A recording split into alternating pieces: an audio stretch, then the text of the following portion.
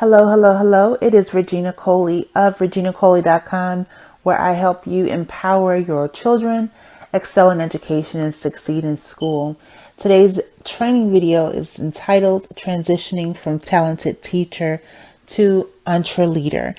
And the reason that I created this video today is because, as most of you know, my story consists of me being an educator and eventually deciding that I wanted to do more and I wanted to share my voice in a greater capacity, and I decided to do that through my own business.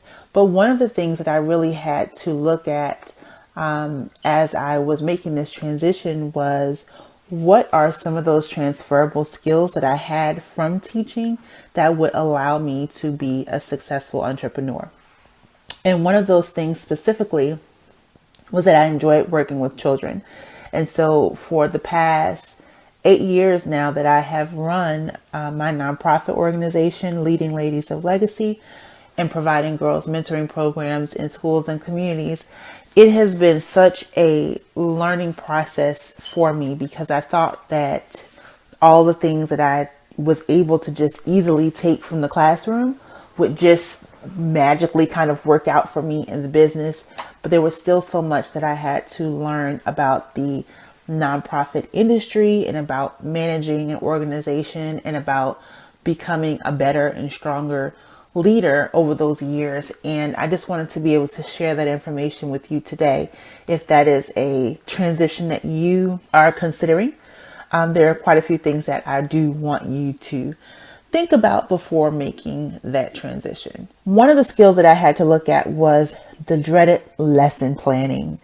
But one of the things that I had to look at with lesson planning was, ideally, it was just your plan on paper for what it was that you were going to do that day. And even though we don't like the chore of lesson planning, it does require us to sit down and map out what are the goals, what are the objectives, what materials are you going to need? How are you going to start? How are you going to finish? How are you going to make sure your students know what they're supposed to know? And all of those skills that are required from lesson planning will allow you to be an excellent course creator. Because ideally, when you are creating courses in your business, you have to think about what materials the students that you are creating this course for are going to need. What is the ultimate objective? What's the ultimate or end goal for the students who are taking your class? And how will you evaluate that they've learned it, or what did they receive at the end of the course? So you're thinking about all of those things. If you've had that skill in lesson planning, you're easily able to transfer those skills right over to creating your very own course, which of course is something that you can use, or a tool that you can use to generate income in your business. So that's wonderful. One of the second transferable skills from teachers is that you are a lecturer in some sense of the word. Even though I worked in early childhood and I was not a lecturer by any means, because no kid is going to sit and listen to a lecture at 4 and 5 years old, I was able to still take the ability to speak in front of a group of small people and capture their attention and understand that I would possibly be a wonderful speaker. So I think that anybody who actually is, in fact, a lecturer will make a wonderful speaker. You have the capacity to stand in front of a crowd, engage a group of people, keep them interested in your conversation for long enough to get your point across, and wrap it up. Another transferable skill is curriculum developers. And quite often I have found myself in educational environments where full curriculums were not purchased for each and every subject. So I had the task of having to develop a framework for what I wanted in that particular subject and how I was going to teach that subject for the year. And with that challenge, even though I looked at it at the time as, oh my goodness, what do you mean you don't have a curriculum in place for the students? You are a school.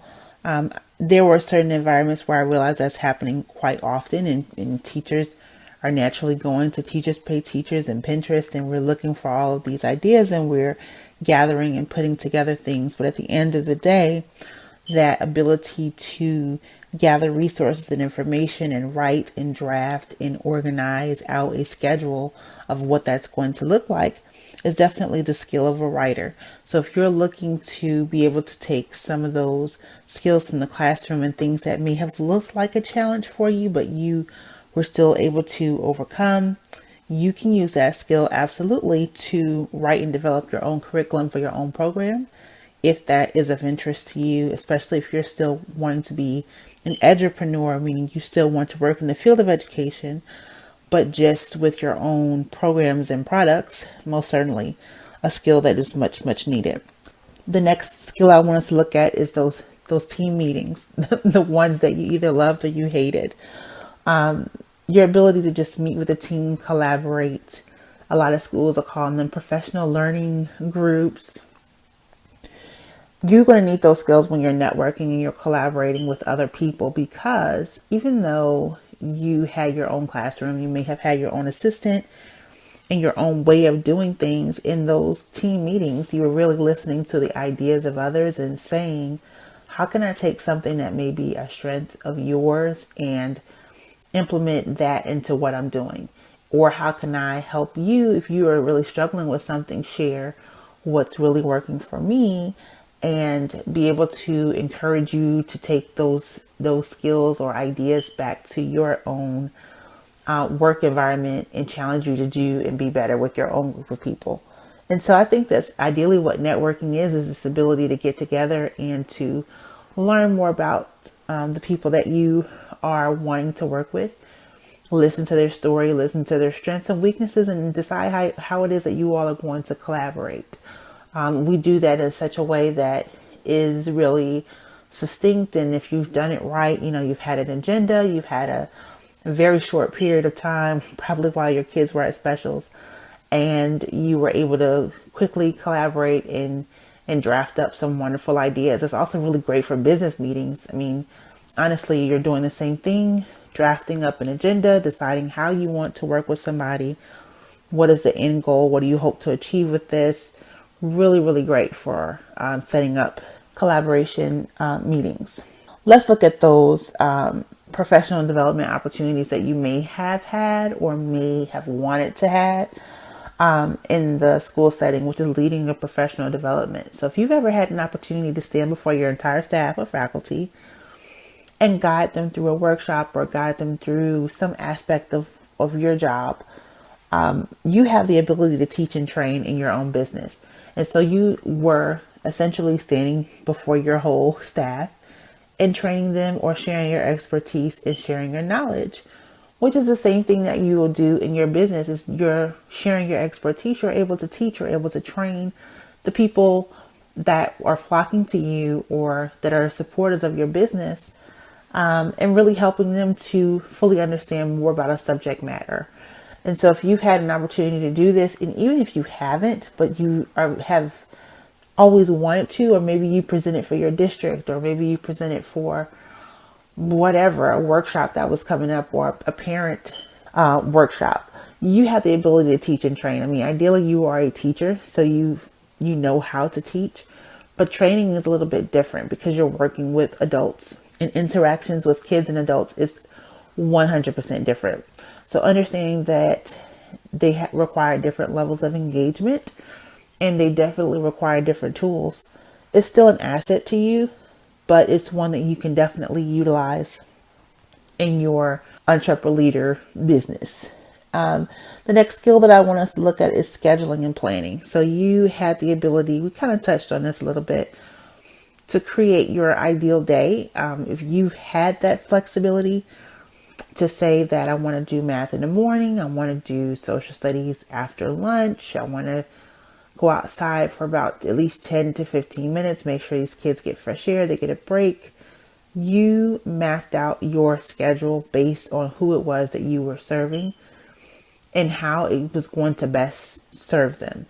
So being able to do that in your business allows you to look at programming and decide, how can I best serve these clients of mine? Or you're able to look at a program, or you're able to look at a conference or a seminar or a course that you're creating. All these wonderful things that you can do in your business to generate income, you are essentially in charge of planning and scheduling and deciding how frequently these things happen, ideally what works best for your client base and what it is that you're hoping to provide for them. So it's a skill and an asset that you already have.